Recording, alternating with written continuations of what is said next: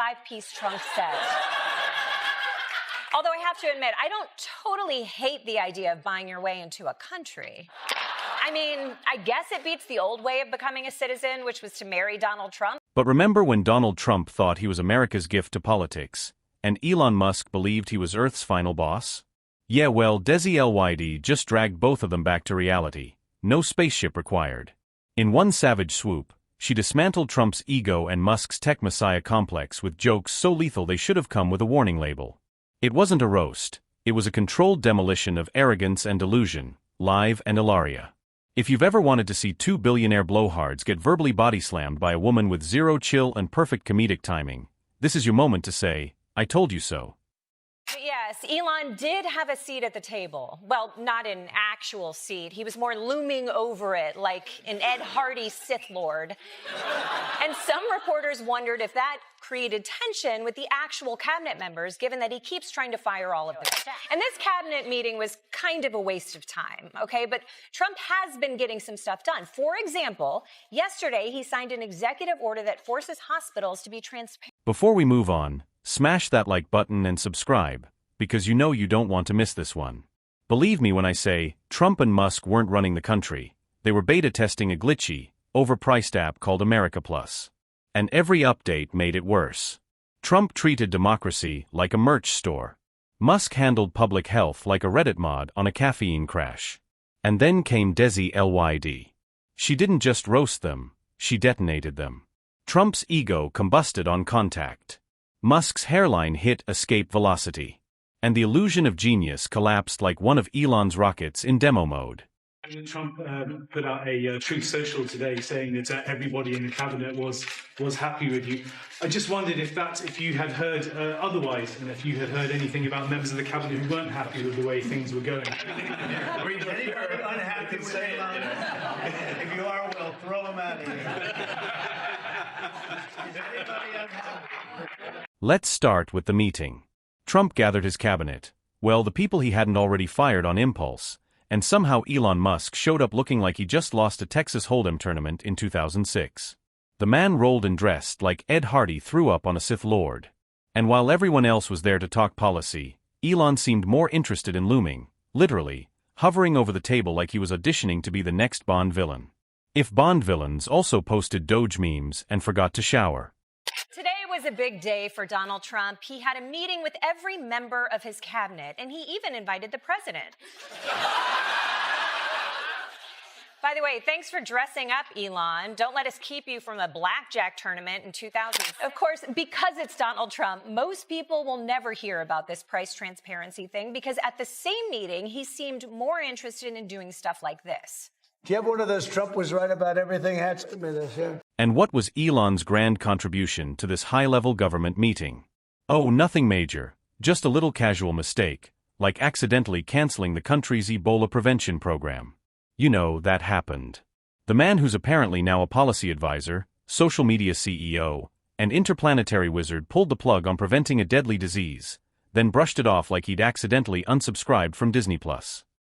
So, for example, with USAID, one of the things we accidentally canceled very briefly was Ebola, Ebola prevention. I think we all want Ebola prevention.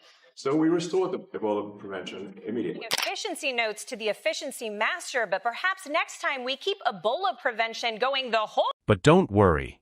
Elon reassured the nation that he fixed it very quickly. You know, like someone who drops a baby and says, "Look how fast I picked it back up." Bravo. Nothing says leadership like causing a public health crisis and then high-fiving yourself for undoing it slightly less late than usual. So everyone is proud of the job that Elon is doing, and Elon agrees.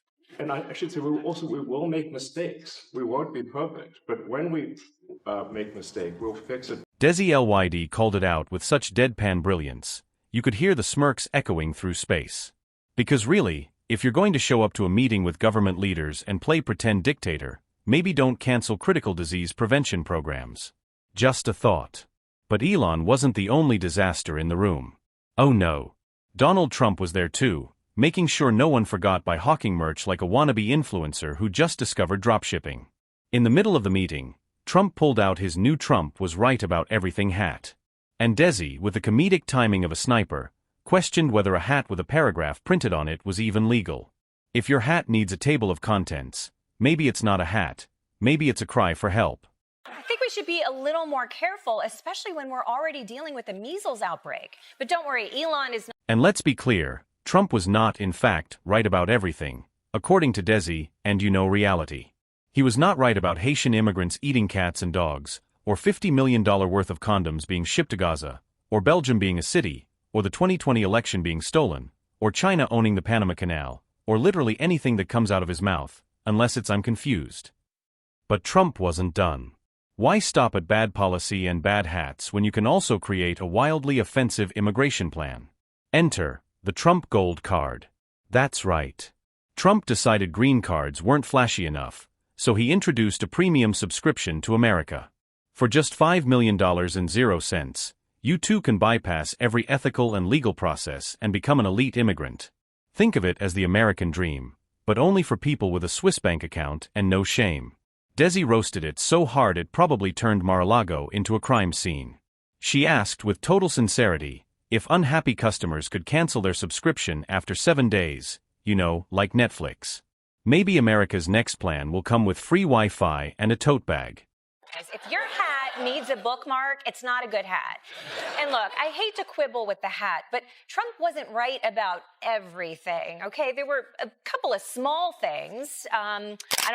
Haitian immigrants weren't eating cats and dogs. There wasn't $50 million worth of condoms sent to Gaza. Belgium is not a city.